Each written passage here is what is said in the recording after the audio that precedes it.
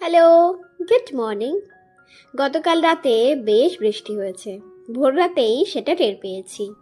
বৃষ্টির ছোঁয়া পেলে সবকিছু যে আলাদা একটা সৌন্দর্যে পরিণত হয় সেটা তো দেখলেই বোঝা যায়। আর এই দেখোই না আমার গোলাপ সুন্দরী, বৃষ্টির ছোঁয়া পেয়ে সে যে আরো বেশি সুন্দরী হয়ে উঠেছে। দেখে তো চোখ সরাতে ইচ্ছা করছে না। বলুন তো, এই ভালোবাসা কি আর কোথাও পাবেন? এই যে আমি যত্ন করে ভালোবেসে গাছ লাগিয়েছি, তার সুন্দর ফল এই যে এখনো দেখতে পাচ্ছি। আর এইদিকে কটা গাঁদা ফুল, সেও যে ফুটে আছে। বৃষ্টির ছোঁয়া পেয়ে সেও কেমন যেন তরতাজা। সকালবেলা বাবা ছুলছিল নারকোল। বৃষ্টি দেখে বাবার পিসির সবার সেই পুরোনো দিনের কথা মনে পড়ে গেল। আজকে সকালে ওনারা ঠিক করেছেন যে নারকোল মুড়ি আর ঝোলা গুড় খাবে সকালে জল খাবারে। আর দেখোই না আমের মুকুলগুলো কেমন যেন সুন্দর হয়ে উঠেছে। বৃষ্টির ছোঁয়া বলে কথা, তাই না? আর এই তো আমার ডিউটি, চা বানানো সকালে। যে যার কাজে আমার ডিউটি তো আমাকে রোজ করতেই হবে।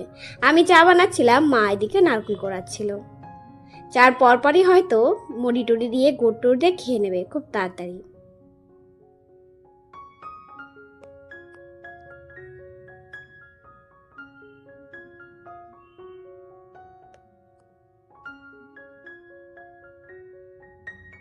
আর এই তো সেই ঝোলা গুড়, মুড়ি আর নারকেল কোড়া। আমি অবশ্য এইসব খাই না, তবে আজকে খেয়ে বেশ ভালোই লাগলো।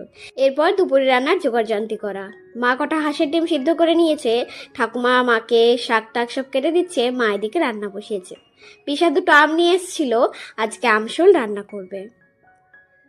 দুপুরবেলায় রান্না বান্নার পরে পিসি বাবাকে আর পিসাকে খেতে দিচ্ছিল। এরপর খাওয়া দাওয়া করে আজকে আমি, মা, পিসি তিনজনে একটু বাজারে যাচ্ছিলাম, কারণ আমাদের কিছু কেনাকাটা করার ছিল।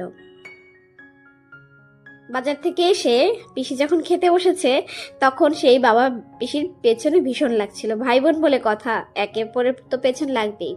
আর দেখো আমার পিসি এত বড় একটা মানুষ আর কুট্টুখানি একটা প্লেটে নিয়ে খেতে বসেছে।